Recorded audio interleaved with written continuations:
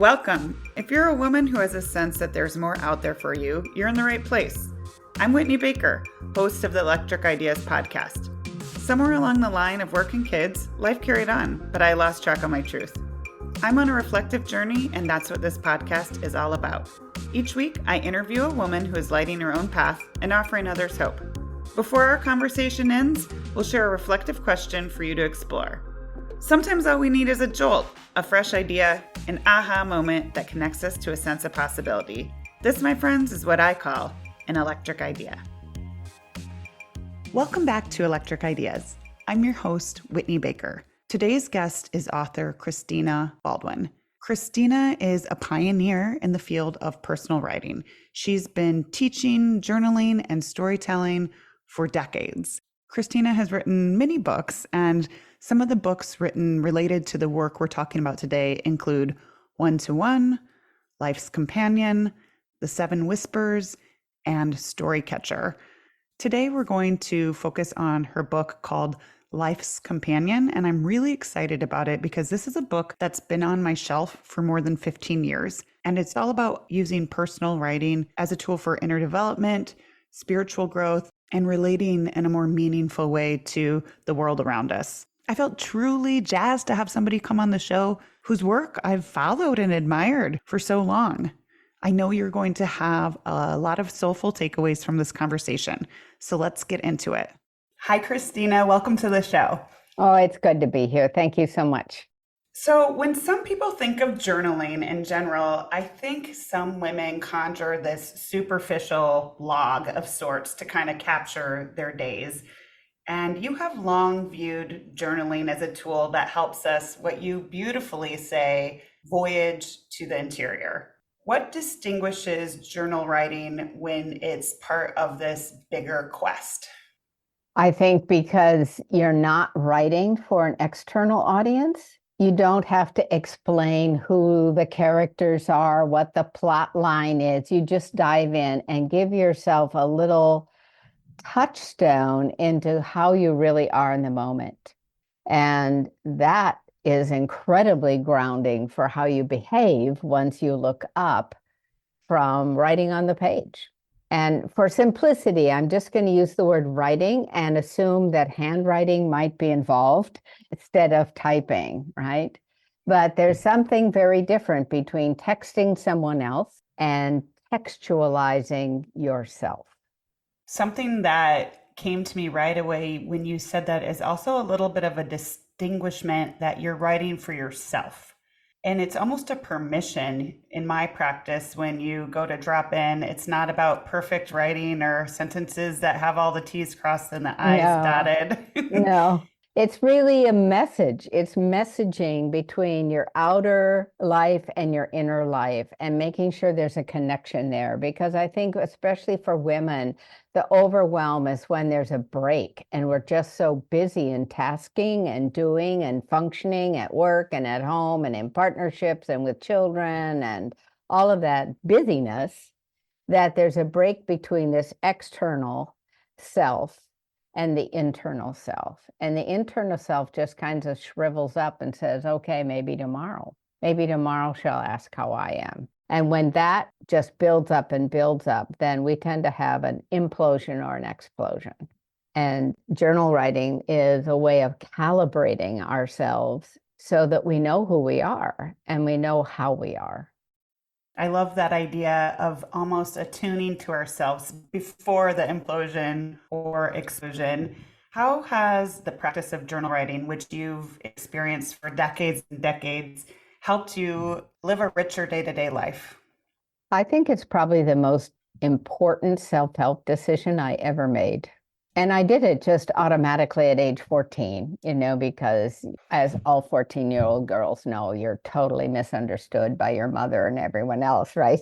So, oh yeah, it's like, I need somebody who understands me. So I just started writing Dear Diary, and began doing that.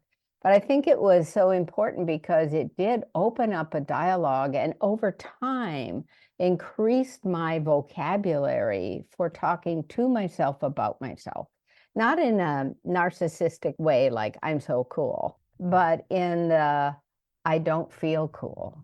it's like standing in front of the mirror and putting your makeup on and looking really good for the day and going, this is not who's really inside. And who would I admit that to? And if you've never done it before, I suggest you just tiptoe in, because sometimes people get really afraid if they dive in there and go, oh, I uncover my vulnerabilities, I won't be able to put myself together. But there are so many journal prompts and hints and daily practices and things that you can develop for just like touchstoning. That to me is the most important thing, is to say touchstoning to your real self. And it can be very confidence building too. I've over the years developed things like the insecure part of myself. When I realize that's rising to the surface, I'll just go, well, hi, sweetie, what can we do to kind of set you out of the way, but not ignore you, not deny that you exist? Can I tuck you in my pocket? Can I carry you in my purse? What would you like?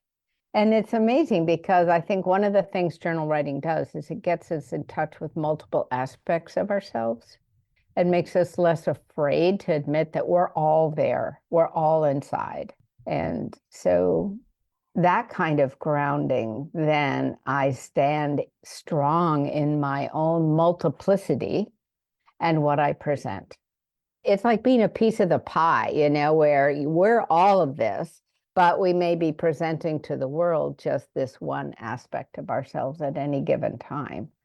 But we know the fullness of who we are. Wow, I love the thought of journal writing being a way that you cultivate a tenderness towards those more Mm-hmm, vulnerable mm-hmm, pieces of yourself, mm-hmm. and a dialogue and attending to. That's Right. really lovely. I think a lot of women might resonate with that word touchstone you use, Mm-hmm. because let's be honest, especially a lot of my listeners still have children at home, they're tending to jobs and households, and they don't want to feel disconnected from themselves, but they practically are in a time of their life where they have to kind of fight to make time for things. And I think journaling is one of those practices where people kind of have a little bit of rigidity in how they think of it. Like, okay, if I don't have an hour to sit down and do my deepest thinking, then I'm just going to wait till next year, and they kick the can. So, do you have any advice for women who might want to start tiptoeing, as you said, into this world, for if they only have 5 minutes, maybe a few times a week, how they can just begin? I love that, because a lot of journal writing for me is that kind of 5 minutes to 15-minute download. It's not contemplative, beautiful. It's like, okay, I have 5 minutes to check in with myself. I call that flow writing. And flow writing for me is a way of almost tricking myself to get to the essence. And so I set a timer, like on my phone, for 5 minutes or 7 minutes, and I close my eyes just for a blink, and I open them, and I grab hold of any image in my environment that intrigues me. So I could be sitting at the car waiting to pick up soccer kids and look out the window and see a tree, and just close my eyes and go, tree. And then what's the next thing that happens? It's like a tree is rooted to the ground and it sticks its leaves into the sky. Am I rooted? Am I visioning my life? I don't know where it will go. You may end up writing 4.5 minutes about the beauty of a tree and then go, wow, I never knew I was paying attention to nature. Or you may just write tree and go immediately into a self-reflection. But my only rule about flow writing is just follow the pen. Just let your mind free associate for 5 minutes. You don't even have to read it. Turn the page, do it again, do it again, do it again in those little tiny 5-minute spaces in your week, and then look back and after, say, a month, and circle what you're really saying to yourself, because oftentimes we don't get it. And there are all these hints that we leave ourselves in metaphor, in unfinished sentences or unfinished thoughts, or a little snap of dialogue. And we go, wow, okay, there's a thread here. And in one of my books, my book Storycatcher, I say, words are how we think. Story is how we link. Its story is how we link one life experience to the next life experience. And that linkage is what journal writing gives us. It's a broken, hasty, sometimes contemplative, sometimes raging narrative of who we are. And the other thing when I'm flow writing, if you touch something that you feel really like, oh, I don't want anyone ever to read this, therefore I'm not going to write it. That one of the tricks I've learned over the years is just keep writing and then turn the page and write the other way, so that you're writing vertically and then you turn the page and you write horizontally, and it mushes everything together. No one could possibly ever read it. But in the act of writing, you read it. And because you read it, it gives you that release and self-understanding, even if it's unintelligible to anyone else. I want to circle back to so many points. I love that beautiful explanation. One of the things I really like about flow writing is I think a lot of women sit down to the page and they're like, okay, the blank page can almost be intimidating. Like, where do I start? And when I've practiced flow writing in different capacities, sometimes just allowing myself to literally let it flow and not have to feel like I'm writing something. Mm-hmm. But I do really like what you said about not putting the pressure of the world on that one bit, but going back over time and using journaling to expose patterns that we might Mm-hmm. not be Mm-hmm. consciously aware of. Do you have anything else to add there? Well, I do think we reveal to ourselves how we really are over time. And, that's what girlfriends are for, right? That's what we use talking for with people we really trust. And one of the things that I notice is if I'm feeling just sort of out of sorts in myself, I have to choose, do I want to talk it out or write it out? Because the mind doesn't differentiate between those two different forms of release. So if I'm thinking, I really need to talk to myself about this, and the phone rings and I talk to someone else about it, then I don't write it down. Both are valuable, but if you want to look back and go, oh, that's when I knew this, that's when I had that thought, that's when I began thinking X about this relationship, then the journal is really helpful. The only rule I have about journal writing is date the top of the page, because it just helps me anchor something in time, but everything else is up for how do I feel today, what kind of time, what color ink, anything. Sometimes I put collages in my journal. Recently, I put in headlines or things like that. So I kind of attach what's happening in the wider world to what's happening in my inner world or my personal world. I know we talked about flow, and I think that's a beautiful way for someone who's looking for beginning a practice to just begin. Everyone's got something in their surroundings to write about. Another practice in your book that I want to discuss is dialogue writing, because it really is a distinguishment for me of not getting stuck in a monologue. And that's an important part of my journaling process. Can you explain that? Yes, and I want to just stitch one thing forward from flow writing about why it works is that if you set the timer and you stop writing when the timer goes off, you haven't finished your thought. And it's like, it would be like if the Zoom call just went down now and we'd feel this, what happened there? And that creates a link to getting back to, okay, I'm going to do this again because I didn't finish it.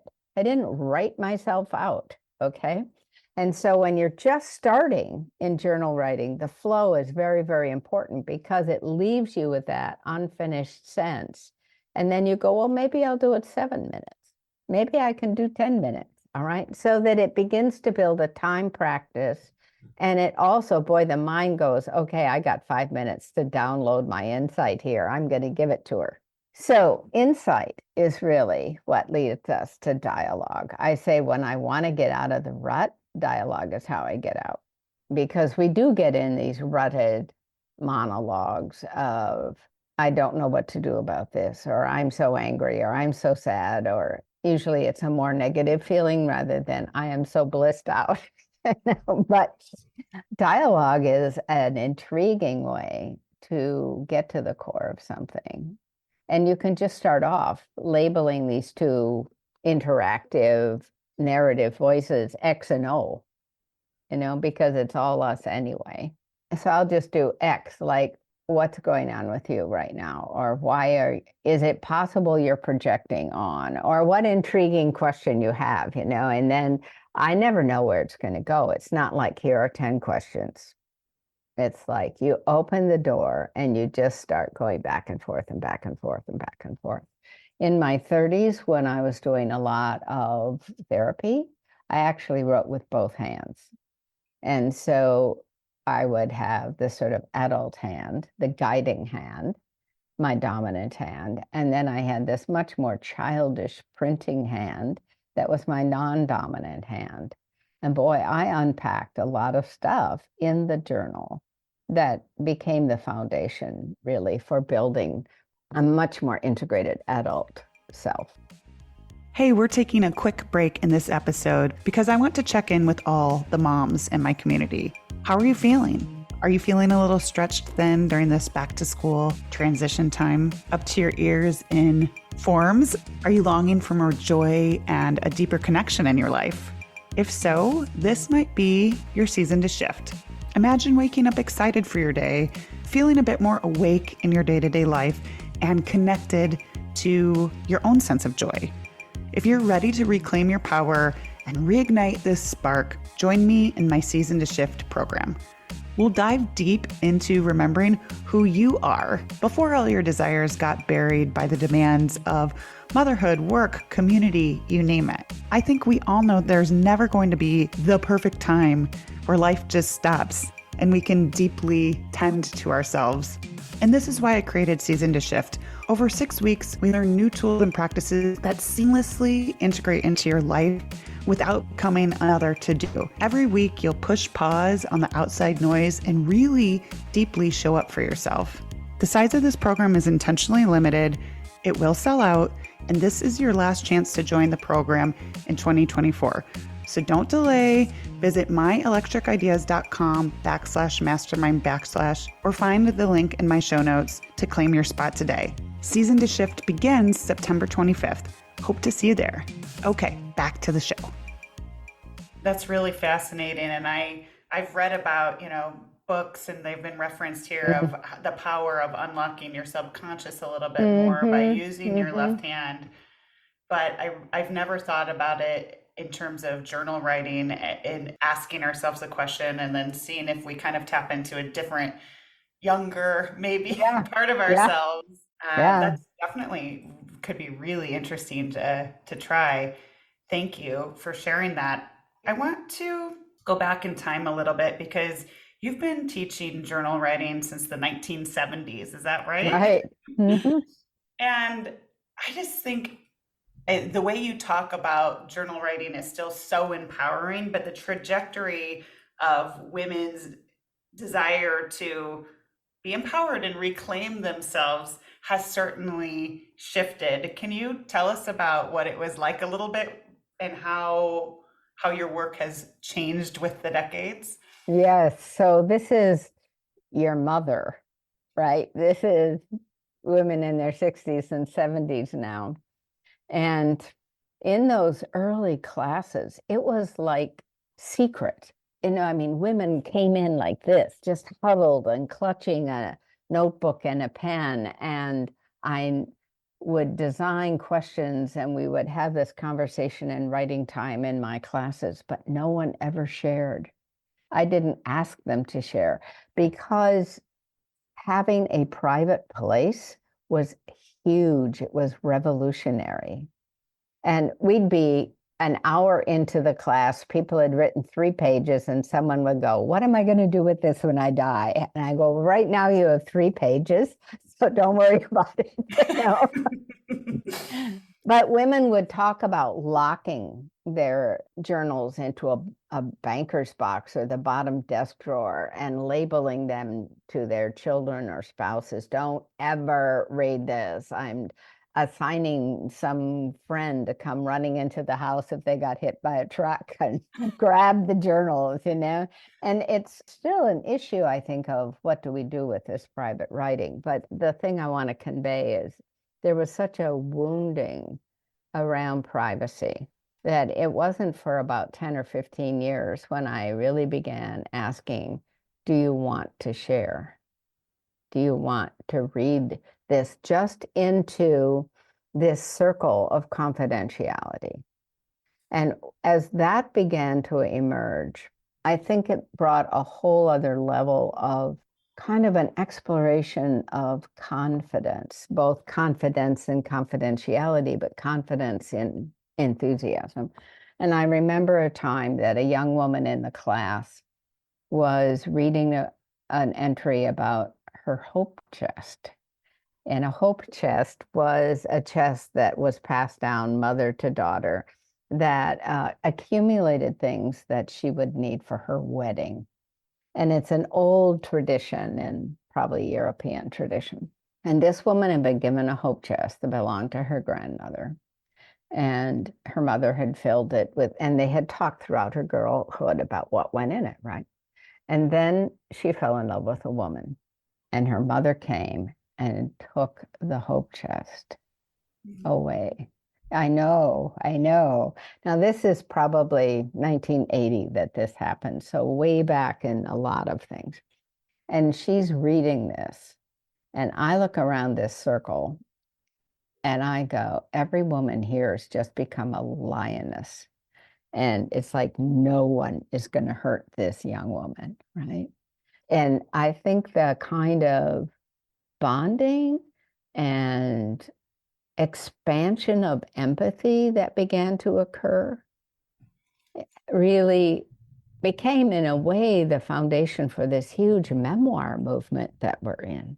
But it's not to encourage people that now you have to publish your journals, but just to notice that you belong in a continuum of life experience that no one is judging but you, and that maybe you too could give up your judgment about it. Wow, what a story. I still choose, I write in a lot of different capacities and professionally I write on my computer, but I really can't imagine not journal writing with pen to paper. And I think in our modern world and day and age where we text and tweet and social media and everything, it feels a little bit like an antiquated art in some ways in my mind. Why do you think this is a form of self-exploration we perhaps need more than ever? About handwriting rather than typing, I think that handwriting, it's been proven, activates a different part of the brain, and it crosses the corpus callosum between the left side and the right side of the brain when you're writing with your hands. Because writing is an art form. It's like painting with words. And so it puts us in a much more creative and receptive place to be writing by hand. And, if you think about this and the touching of your fingers and the tap, tap, tap, tap, tap, you can almost feel where it goes in your brain.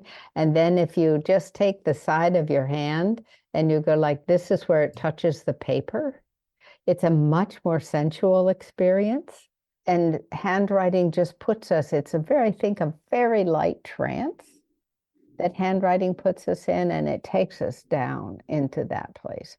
So that's one of the things I think is most relevant about continuing to keep a journal in the middle of the modern world is we need to go to that other place, because I can feel it. I mean, I write whole books. I have to be on a computer. I just finished a novel. I mean, it's not handwritten, but I start by hand. Oftentimes when I'm trying to get in touch with something, I start by hand, and then it's almost like I tiptoe over to the keyboard and start typing, but it's a delicate transition because I want to stay attached to where I am when I'm writing by hand. And I think for many young women who I mean, I know my granddaughter can't read cursive because she missed that year during the pandemic when they taught kids handwriting, right? Her mother has to read birthday cards. I try to rint, but it's kind of slips into cursive and then she can't tell what it is. And I think there's a real correction of course happening around some of that now as we realize, we really shouldn't lose this. This is much older than typing. Typing is a machine-based invention. Very, very helpful, but we can't lose handwriting. And I think for the women listening to this, if you just grab a little notebook and a pen and keep it at hand and just experiment, even writing down cute things the kids say. One of my practices that I had for many years, I called a blessing a day. And at the end of the day, I would grab this little notebook by my bed and I would write down one thing that gave me joy, one thing I noticed in the day that just felt special. And just writing that, or teaching your kids to write it.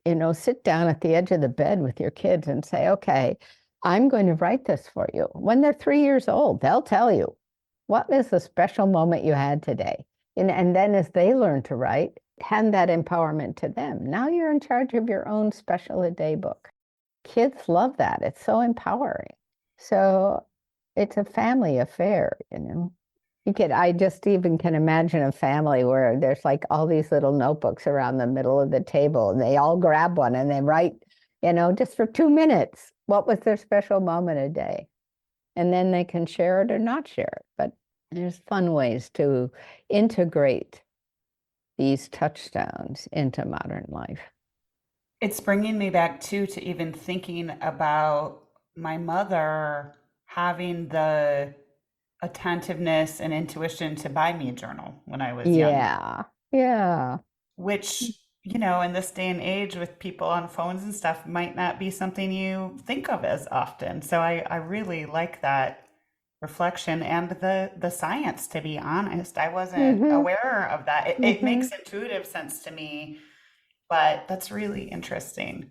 I did a blog post that I use in my teaching called Cursor or Cursive, and it notes some of that science. So I'll send that to you. I don't know if you have a way of sharing things on with the listeners or not, but I do. I'd love to have that and I can drop it into the show notes because I often have wondered how I loved your description of your practice because you're a prolific writer and obviously I like to know that you're yeah. not writing it all up by hand. But I love the quiet that you give yourself to almost Mm. drop into that soulful moment and then shift without disrupting that connection. And that actually leads me to one final question I wanted to ask you about. I think in our modern world, mainstream culture no longer values silence. And I'm curious, with your experience in terms of women reclaiming themselves, what role you think silence plays in terms of being essential to our contemplative and spiritual journey.